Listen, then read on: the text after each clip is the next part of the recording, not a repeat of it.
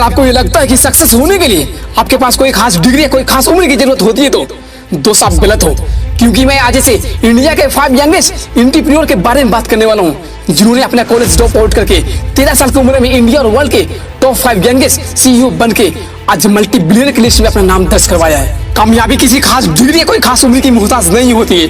अगर आपके दिमाग में कोई खास आइडिया या कोई न्यू टेक्निक है जिससे आपको ये लगता है कि लोगों की जिंदगी पहले से बेहतर हो सकता है और इस काम को करने के लिए आपके अंदर में जिद और पागलपन है, तो मल्टी बिलियनर की लिस्ट में अगला नाम तेरा होगा। और आने वाला समय में भारत के इतिहासों में सुनहरे अक्षरों में आपका नाम लिखा जाएगा। कठिन परिस्थितियों में कुछ लोग खुद टूट जाते हैं और कुछ लोग रिकॉर्ड तोड़ देते हैं, और जो रिकॉर्ड तोड़ते हैं उनकी मिसाल जीवन भर दी जाती है। अपने अंदर की आग, अपने अंदर की पागलपन जिद को कभी कम मत होने देना। याद रखना, अगर आज तकलीफ बड़ी है तो कल कामयाबी भी बड़ी होगी। आज की कहानी एक ऐसे बंदे की है जो मुझे पर्सनली बहुत इंस्पायर करता है।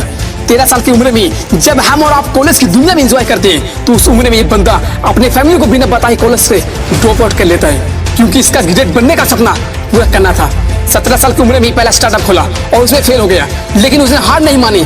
3 साल की कड़ी मेहनत और रिसर्च के बाद 2013 में उसने दूसरा स्टार्टअप शुरू किया और देखते ही देखते कंपनी इंडिया में $10 मिलियन की कंपनी बन गई।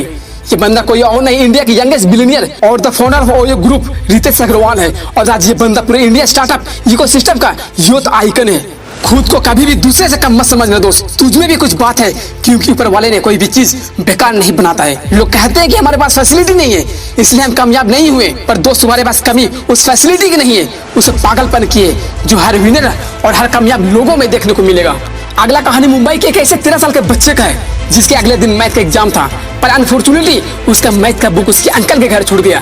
जब पापा को ये बात बताकर बोले कि मेरा बुक किसी अंकल के साथ ये कुरियर करवा दीजिए, तो ये उनके पापा ने ये कहा कि ये इम्पॉसिबल है और कुरियर का पार्सल सेम डे डिलीवर नहीं होगा। तभी उसी टाइम इस बच्चे के दिमाग में एक बात आया कि क्यों ना एक ऐसे स्टार्टअप खोला जाए जिसका पार्सल सेम डे डिलीवरी किया जाएगा, वो भी लिस्ट ऑफ कॉस्ट में। 8 महीने के कड़ी मेहनत के बाद उसने एक कंपनी शुरू किया और देखते ही देखते कंपनी करोड़ की कंपनी बन गई, जो कि आज डिब्बे वाले की मदद से पेपर एंड पार्सल के नाम से सेम डे डिलीवरी करती है।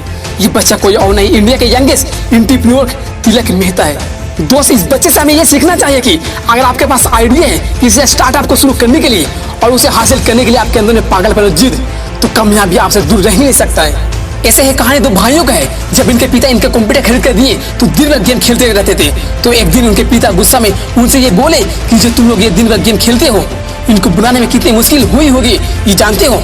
और ये सुनते ही ये दोनों भाइयों गेम पर रिसर्च करना शुरू कर दिया और धीरे धीरे वो MS word, PowerPoint, animation, graphics, Photoshop से कैसे बनाया जाता है उसे सीखने लगा। और कुछ ही दिनों में गो डायमेंशन कंपनी अपने पापा के नाम से रजिस्टर करवाया और अपना first game catch me cop के नाम से गूगल प्ले स्टोर पर अपलोड कर दिया और कुछ ही हफ्तों में 2000+ डाउनलोड हो गया।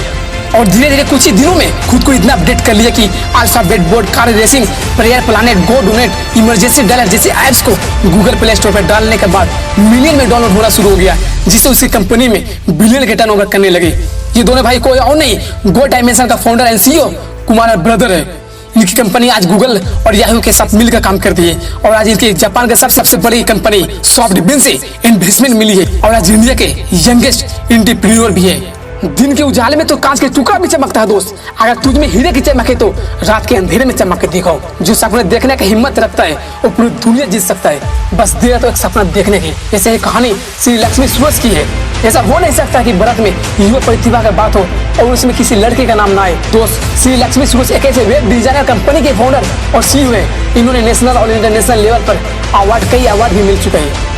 दोस्त, जब भी प्रॉब्लम परेशान करे तो याद रखना तुम्हारी हिम्मत प्रॉब्लम से 1000 गुनी पड़ी है। अरे कौन बोलता कि सपना पूरा नहीं होता है? अरे तू जिद पे तो आगे जा, उसे पूरा करने के लिए बड़ा बनना है तो समंदर जैसा बनो। लोगों को पसीना छूटने चाहिए तुम्हारी औकात नापते नापते।